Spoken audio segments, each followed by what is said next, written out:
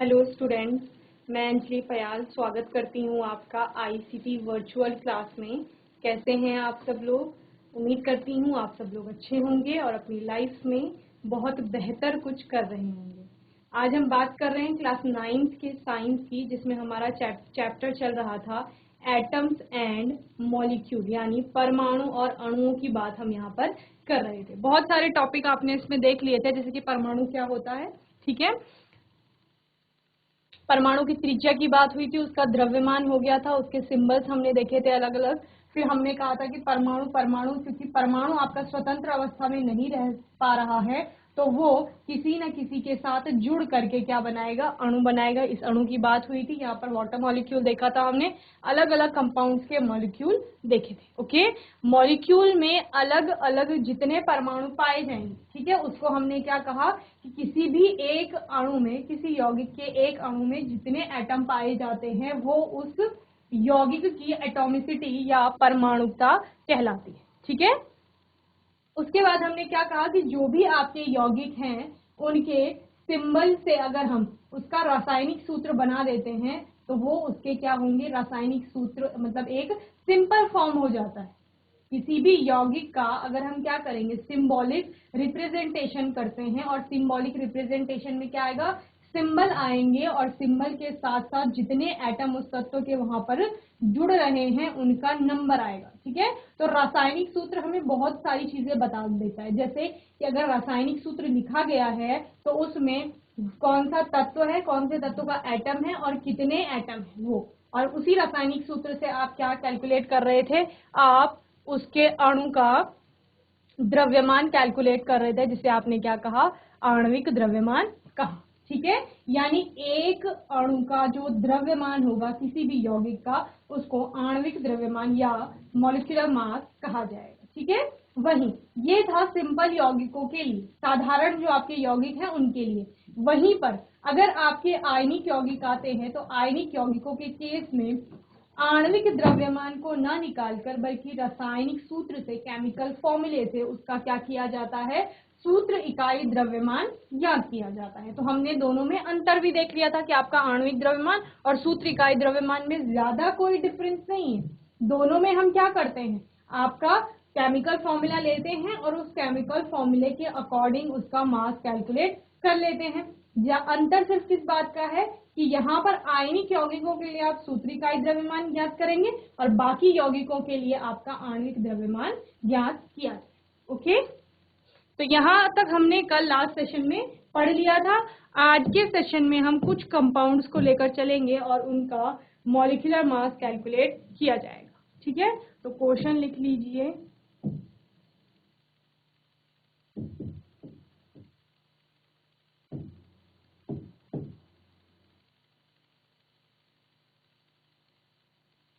निम्न का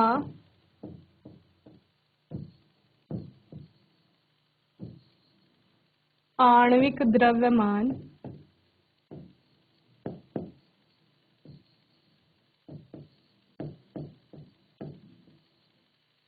ज्ञात कीजिए।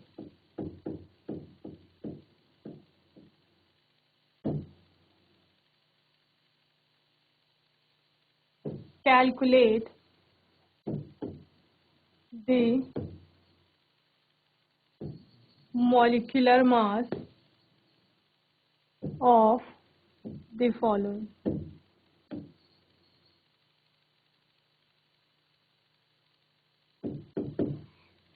निम्न का आणविक द्रव्यमान ज्ञात कीजिए। आणविक द्रव्यमान आपको ज्ञात करना है। पहला है आपके पास मीथेनॉल या मिथाइल अल्कोहल जिसे कहा जाता है।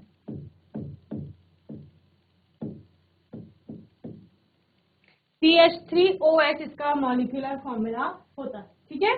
तो इसका मॉलिक्यूलर मास ज्ञात करना है, यानी मीथेनॉल के एक मॉलिक्यूल का मास, यानी एक अणु का द्रव्यमान क्या होगा। चलिए, तो मीथेनॉल के एक मॉलिक्यूल में क्या है, एक कार्बन है, 3 हाइड्रोजन है, फिर ऑक्सीजन है, फिर एक हाइड्रोजन, ठीक है। इन सब के एटॉमिक मास को प्लस कर लीजिए, आपको मीथेनॉल का मॉलिक्यूलर मास पता चल जाएगा, ठीक है। तो क्या कहते हैं, molecular mass of CH3OH is equal to atomic mass of carbon, ये पहले क्या है कार्बन, प्लस फिर क्या है हाइड्रोजन, और हाइड्रोजन के कितने एटम है, 3 atom, 3 into atomic mass of hydrogen, 3 into atomic mass of hydrogen, okay. Then फिर प्लस करेंगे, क्या आएगा, ऑक्सीजन, ऑक्सीजन के कितने एटम, 1 एटम, तो उसको लिखने की आवश्यकता नहीं होती, जैसे यहाँ पर कार्बन का भी 1 एटम था तो हमने 1 से मल्टीप्लाई नहीं किया। हाइड्रोजन के चूंकि 3 थे एटम, इसलिए 3 से मल्टीप्लाई किया गया। यहाँ पर H3 है ना, O एक ही है आपका, तो क्या लिखेंगे आप, plus atomic mass of oxygen, और ऑक्सीजन में फिर क्या प्लस होगा, एक और हाइड्रोजन का atomic mass, atomic mass of hydrogen, ठीक है। चलिए बताइए, कार्बन का atomic mass 12 plus 3 into hydrogen का एटॉमिक मास 1 प्लस ऑक्सीजन का atomic mass 16 plus atomic mass of hydrogen 1, तो कितना हो गया, 12 प्लस 3 प्लस 16 प्लस 4, ठीक है। ये इतना आपका U में आ जाएगा, क्या हो जाएगा, molecular mass of methanol, okay. जल्दी से नोट करेंगे इसे, फिर नेक्स्ट कंपाउंड का मॉलिक्यूलर मास कैलकुलेट करेंगे। सेकेंड है आपका इथेनॉल यानी C2H5OH, इसका क्या निकालना है, मॉलिक्यूलर मास यानी कि आणविक द्रव्यमान। तो क्या क्या हो जाएगा, atomic mass of carbon into 2, क्योंकि क्या है 2 एटम है कार्बन के, प्लस हाइड्रोजन के 5 atom, 5 into atomic mass of hydrogen plus atomic mass of oxygen plus atomic mass of hydrogen, okay. 2 into 12 plus 5 into 1 plus 16 oxygen का, और hydrogen का atomic mass 1,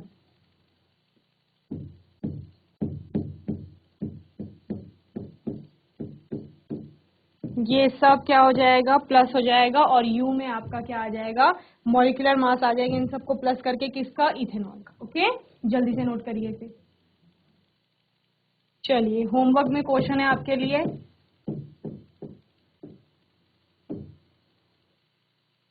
calculate molecular mass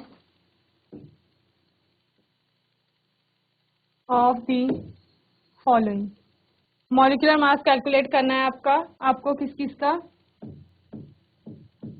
NH3 का, NO2 का, HCl का, okay, HCHO formaldehyde का, इन चारों के आपको मॉलिक्यूलर मास कैलकुलेट करके लाने, ओके। होमवर्क जल्दी से नोट करिए होमवर्क। चलिए, तो अभी तक हमने किसके बारे में पढ़ लिया, मॉलिक्यूल्स यानी अणुओं के बारे में पढ़ लिया, उन अणुओं का द्रव्यमान हमने देख लिया। इसके बाद हमने जब सूत्र इकाई द्रव्यमान की बात की, तो सूत्र इकाई द्रव्यमान में क्या आया कि आयनिक यौगिकों का ही सूत्र इकाई द्रव्यमान निकलता है, ठीक है। और ये आयनिक यौगिक किससे बने होते हैं, आयन से बने होते हैं। तो आयन्स क्या होते हैं वो हम अब देखेंगे, ओके। आयन,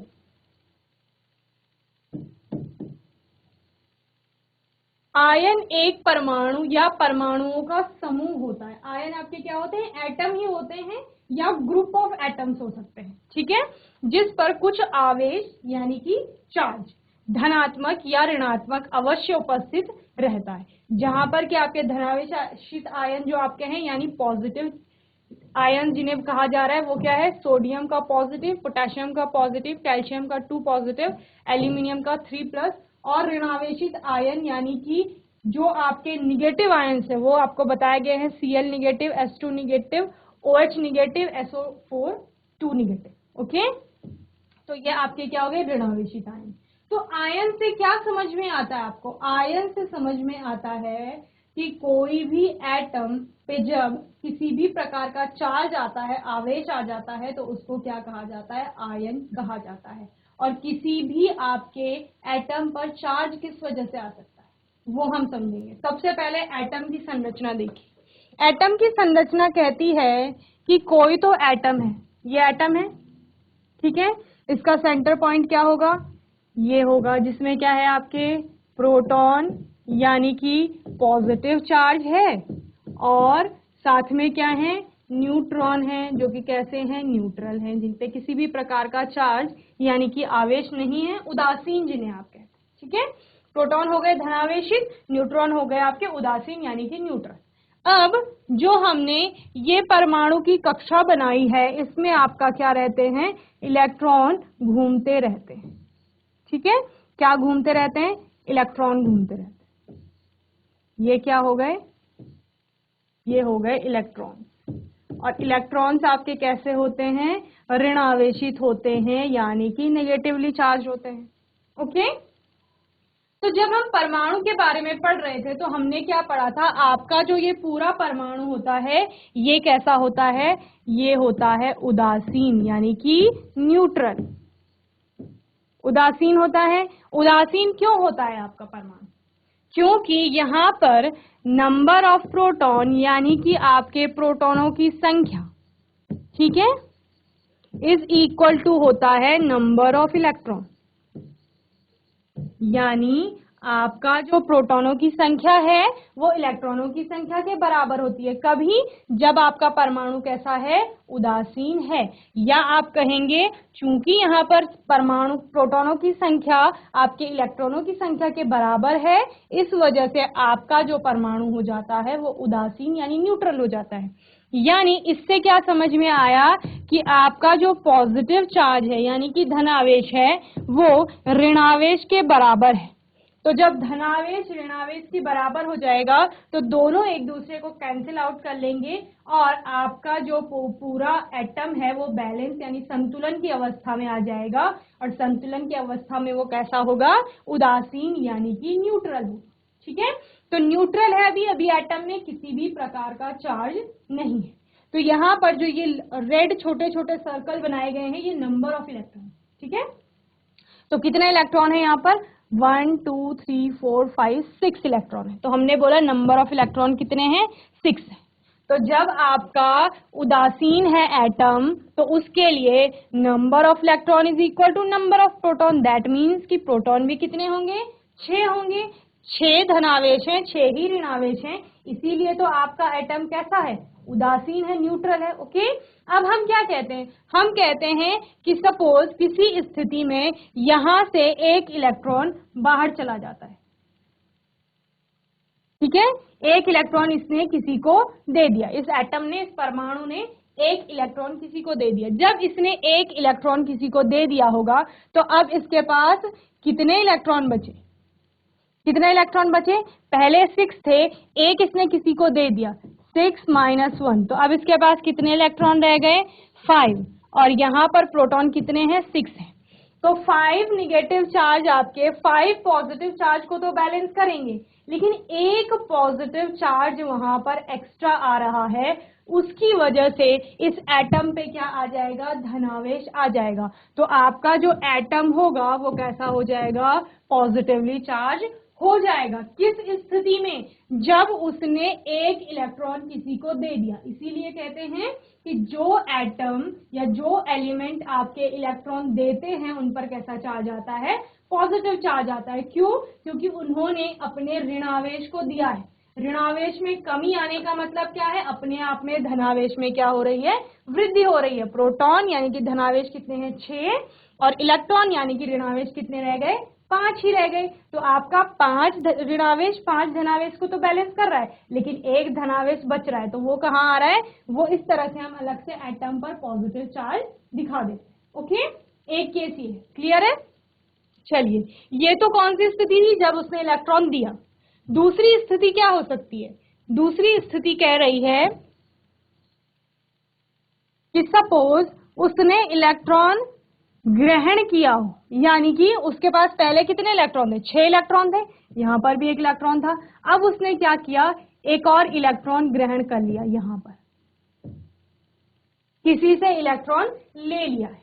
जब उसने किसी से इलेक्ट्रॉन लिया, उस केस में क्या हुआ, 6 इलेक्ट्रॉन उसके पहले से थे और एक और इलेक्ट्रॉन आ गया, यानी टोटल नंबर ऑफ इलेक्ट्रॉन्स कितने हो गए उसके पास, 7। तो अभी नंबर ऑफ प्रोटॉन्स तो एज यूजुअल 6 ही है, उनमें तो कोई डिफरेंस नहीं आ रहा है। यहाँ नाभिक में 6 प्रोटॉन है, लेकिन इलेक्ट्रॉनों की संख्या कितनी हो गई, 7 हो गई है। तो 6 प्रोटॉनों को 6 इलेक्ट्रॉन बैलेंस कर रहे थे, ये एक एक्स्ट्रा इलेक्ट्रॉन बच रहा है और इसकी स्थिति क्या होगी कि अब एटम पर आपका निगेटिव चार्ज आ जाएगा, यानी कि ऋणावेश आ जाएगा। समझ रहे हैं ऋणावेश कैसे आया, क्योंकि उसने अपने ऋणावेश में वृद्धि की है। 6 ऋणावेश उसके पास पहले थे, या आप क्या कहेंगे 6 इलेक्ट्रॉन आपके पास, उसके पास एटम के पास पहले से 6 इलेक्ट्रॉन थे, 6 प्रोटॉन थे, दोनों बैलेंस हो रहे थे क्योंकि विपरीत आवेश है दोनों के ऊपर। लेकिन जब एक और इलेक्ट्रॉन आता है बाहर से, तो उसको बैलेंस करने के लिए यहाँ पर प्रोटॉन उपस्थित नहीं, ठीक है। 6 बैलेंस कर रहे थे, लेकिन अभी इलेक्ट्रॉन 7 हो गए, ठीक है, एक और ले लिया है तो 7 हो गए। तो आपका वो एक इलेक्ट्रॉन एक्स्ट्रा बच गया, इस वजह से क्या होगा, एटम पर एक निगेटिव चार्ज आ जाए।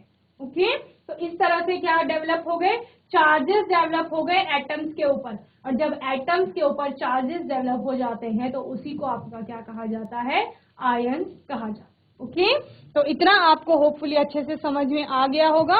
और हमने क्या कहा कि 2 तरह से चार्जेस डेवलप होंगे और उन 2 तरह से चार्जेस डेवलप होने के कारण ही 2 तरह के आयन बनेंगे, एक आपके धनावेशित आयन बनेंगे, एक आपके ऋणावेशित आयन बनेंगे। धनावेशित आयन क्या कह रहे होंगे कि हमने इलेक्ट्रॉन दे दिया है, जब हमने Na+ की बात की तो इसने एक इलेक्ट्रॉन किसी और को दे दिया। जब हमने K+ की बात की तो यानी इस पोटेशियम ने एक इलेक्ट्रॉन किसी को दे दिया। Ca2+ की बात की है, दैट मीन्स कि कैल्शियम ने अपने 2 इलेक्ट्रॉन दे दिए। ओके, और वहीं पर एल्यूमिनियम 3+ बता रहा है कि एल्यूमिनियम ने 3 इलेक्ट्रॉन दिए हैं। ओके, उसी तरह दूसरा, जब ऋणावेश किसी पर आ जाता है एटम में, उसका मतलब वो ऋणावेशित आयन बना रहा है, तो वहां पर Cl नेगेटिव यानी क्लोरीन ने एक ऋणावेश लिया है किसी से, यानी एक इलेक्ट्रॉन लिया है। H2 यानी सल्फर ने 2 इलेक्ट्रॉन लिए हैं किसी से। आपका OH नेगेटिव बता रहा है कि एक इलेक्ट्रॉन आया है कहीं से, और SO2 नेगेटिव बता रहा है कि यहाँ पर 2 इलेक्ट्रॉन आए। ओके, तो इतना होपफुली आपको अच्छे से समझ में आ गया होगा। सेम किसका केस था, NaCl का केस था, जब हम क्या पढ़ रहे थे, आयनिक यौगिक पढ़ रहे थे, आपको याद होगा, ठीक है। NaCl आपका एक आयनिक कंपाउंड है, आयनिक यौगिक है। इसमें क्या होता है, इसमें आपके सोडियम के पास 11 इलेक्ट्रॉन होते हैं, ठीक है, और क्लोरीन के पास होते हैं 17। सोडियम के पास 11 इलेक्ट्रॉन, 11 इसका क्या होता है, परमाणु क्रमांक। तो number of proton, number of electron 11-11 होते हैं दोनों के केस में, ठीक है। Proton is equal two electron, एक उदासीन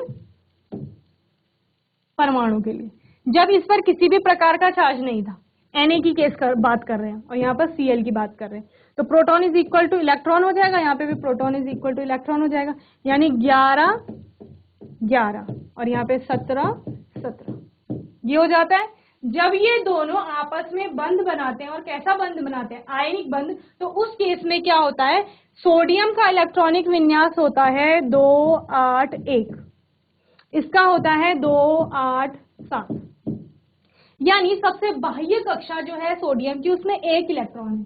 जब ये 1 इलेक्ट्रॉन किसी को देगा या 7 इलेक्ट्रॉन किसी से लेगा, तब इसके बाह्यतम कोश में कितने हो जाएंगे, 8 इलेक्ट्रॉन हो जाएंगे। और वही हमें चाहिए होते हैं, क्यों, क्योंकि हमें उत्कृष्ट गैस के समान यानी नोबल गैसेस के समान कॉन्फ़िगरेशन या विन्यास प्राप्त करना होता है। तो हमको क्या चाहिए, हमको इसको 8 बनाना है बाहर। या तो हम 1 इलेक्ट्रॉन हटा दें तब भी 8 हो जाएगा, या हम 7 इलेक्ट्रॉन किसी से ले लें तब भी 8 हो जाएगा। तो हमने क्या देखा था, इतना पॉसिबल नहीं है कि हम किसी से 7 इलेक्ट्रॉन ले लें, लेकिन एक तो हम किसी को दे सकते हैं, ये इजी है। उसी तरह यहाँ पर भी 7 इलेक्ट्रॉन किसी को देने के लिए बहुत ज्यादा एनर्जी चाहिए, उससे अच्छा क्या है, 1 इलेक्ट्रॉन किसी से ले लेंगे। तो ये लेन देन किसके बीच में हो रहा है, सोडियम और क्लोरीन के बीच में। तो ये क्या करता है, ये अपना 1 इलेक्ट्रॉन इसको दे देता है। तो अब इसका विन्यास हो जाता है 2-8, उत्कृष्ट गैस के समान हो गया, यानी बाह्यतम कक्षा में 8 इलेक्ट्रॉन। अब यहाँ से एक यहाँ ट्रांसफर हो गया, यहाँ पहले से 7 थे, अब कितने हो जाएंगे 8। ये इसका नया विन्यास आ गया। तो ये जो था ये था Na के लिए, ये था Cl के लिए, ये हो गया Na प्लस के लिए और ये हो गया Cl माइनस के। अब आप कहेंगे कैसे, तो बताते हैं। यहाँ पर 2 और 8 कितने 10 इलेक्ट्रॉन हो गए Na प्लस में, लेकिन प्रोटॉन तो अभी भी 11 है ना, तो प्रोटॉन 11 और इलेक्ट्रॉन 10, यानी कि एक धनावेश, एक प्रोटॉन एक्स्ट्रा है, तो वो कहाँ आ गया, वो हमने यहाँ दिखा दिया कि ये Na प्लस बन गया। वैसे ही Cl में क्या था, 17 प्रोटॉन थे 17 इलेक्ट्रॉन थे, अब इलेक्ट्रॉन कितने हो गए 18 हो गए, लेकिन प्रोटॉन अभी भी 17 है। 17 प्रोटॉन 17 इलेक्ट्रॉन को बैलेंस करेंगे, लेकिन एक इलेक्ट्रॉन यानी एक नेगेटिव चार्ज एक्स्ट्रा बच रहा है, उसी को हम कहाँ दिखा रहे हैं, Cl माइनस के रूप में दिखा रहे हैं। तो ये क्या हो गए आपके आयंस इस तरह से बनते हैं, जब क्या होता है किसी भी परमाणु से इलेक्ट्रॉन का जाना या उसमें इलेक्ट्रॉन का आना, उसकी वजह से उनमें चार्जेस डेवलप हो जाते हैं और वही क्या हम बताते हैं कि ये आयंस।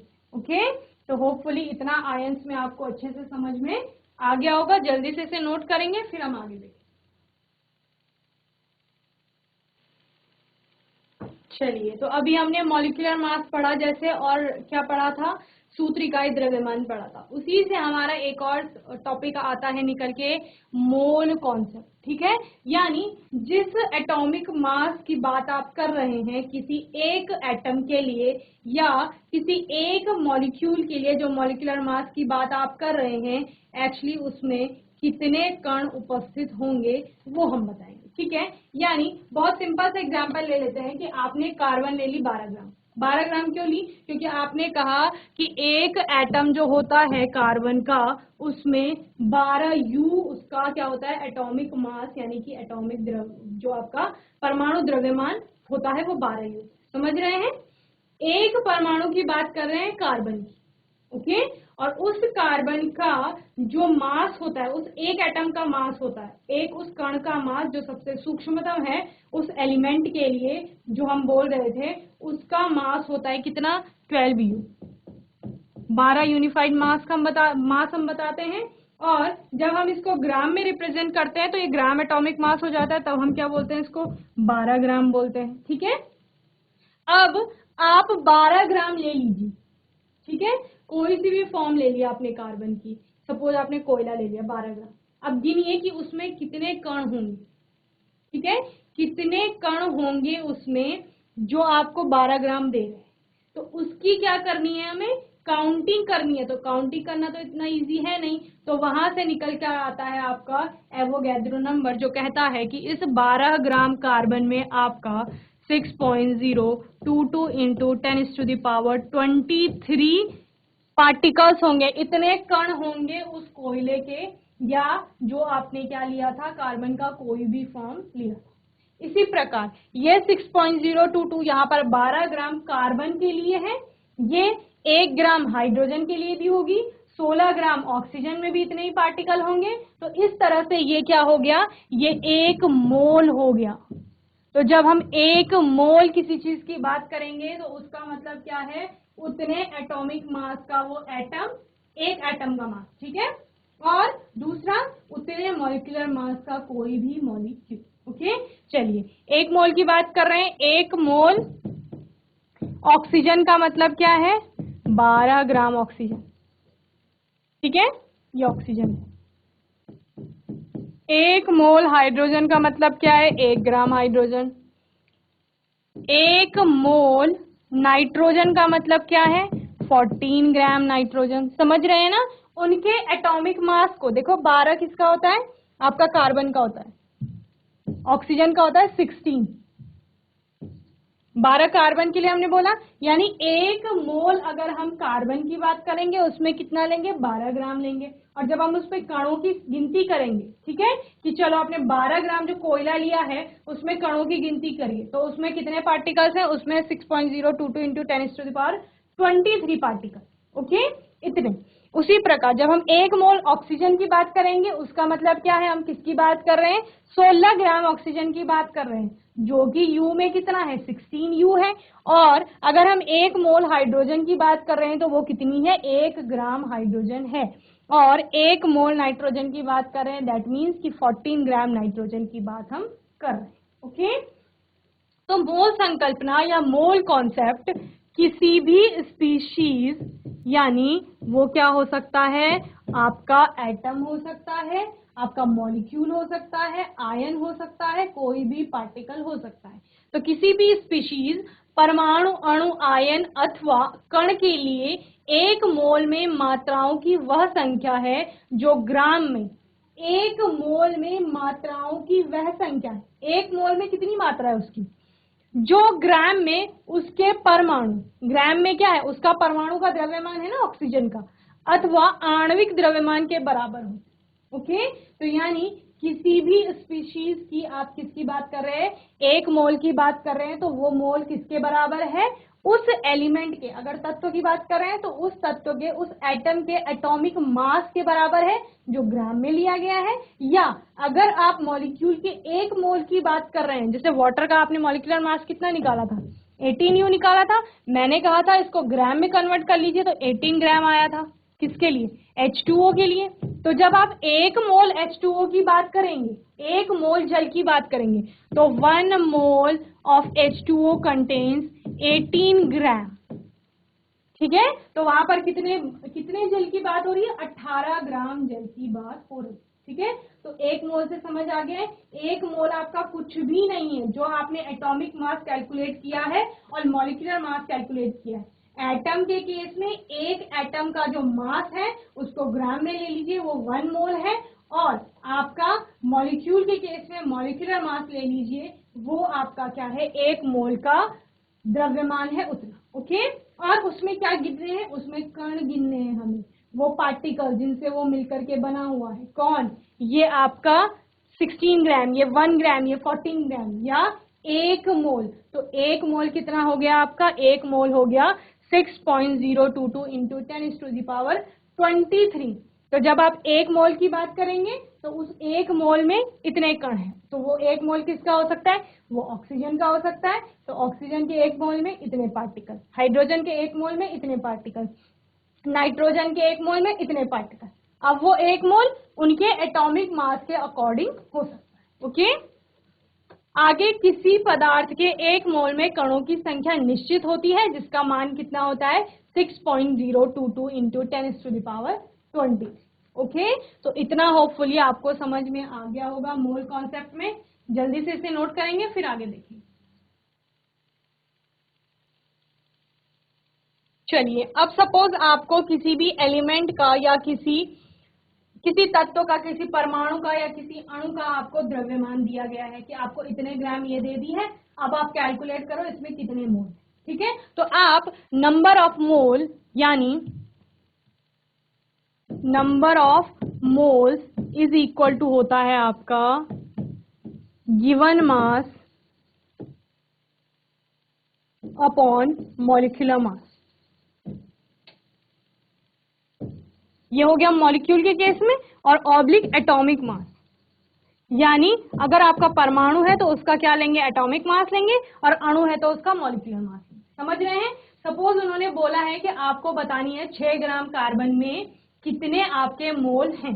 ठीक है, तो 6 ग्राम क्या हो गया, गिवन मास हो गया। ये तो आपको बताया गया है कि हमने आपको 6 ग्राम कोयला दे दिया है, कार्बन की एक फॉर्म, और उसमें गिनिए कितने मोल है। और आपको मॉलिक्यूलर मास तो या एटॉमिक मास तो पता ही है, कार्बन का एटॉमिक मास कितना होता है 12 होता है। तो आप डिवाइड कर लो 6 को 12 से, तो कितना आधा, यानी आधा मोल आपको कार्बन दी गई।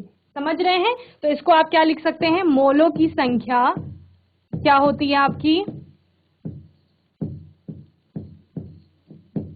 बराबर दिया गया द्रव्यमान। वो द्रव्यमान किसका होगा, आपके मॉलिक्यूल का या फिर आपका जो एटम है, डिवाइडेड बाय मोलर मास, यानी कि आपका मोलर द्रव्यमान, या आप क्या कहते हैं उसको आणविक द्रव्यमान। ठीक है, और आणविक द्रव्यमान, और दूसरा क्या होता है परमाणु द्रव्यमान।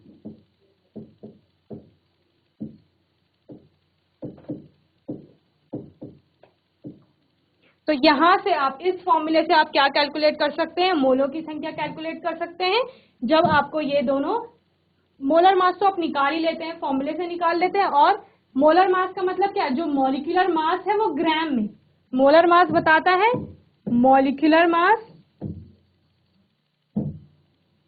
इन ग्राम, ठीक है। और सेम आपको एटॉमिक मास भी किसमें लेना है, ग्राम में लेना है। इसीलिए तो मैंने बोला 1 मोल बराबर 12 ग्राम कार्बन, 1 मोल बराबर 16 ग्राम ऑक्सीजन, 1 मोल बराबर 14 ग्राम नाइट्रोजन, नाइट्रोजन इन सभी अलग अलग तत्वों के, ठीक है। उसी प्रकार परमाणुओं के भी, ओके। तो होपफुली आपको इतना अच्छे से समझ में आ गया होगा। अब उस आधे मोल में भी आप कैलकुलेट कर सकते हैं, क्योंकि आपको आधे मोल का निकालना है। तो आपको पता है कि 1 मोल में इतने कण होते हैं, 6.022 इंटू 10⁻23। इसी को आपका एवोगैड्रो नंबर भी कहा जाता है, ओके। तो होपफुली इस सेशन में जो हमने आयंस के बारे में पढ़ा और मोल कॉन्सेप्ट यानी मोल संकल्पना के बारे में पढ़ा है, वो आपको अच्छे से समझ में आया होगा। आने वाले सेशन में हम इनसे रिलेटेड न्यूमेरिकल्स करेंगे और आपकी एक्सरसाइज करेंगे।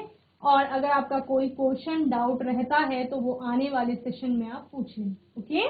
तब तक के लिए आईसीटी वर्चुअल क्लास से जुड़ने के लिए धन्यवाद।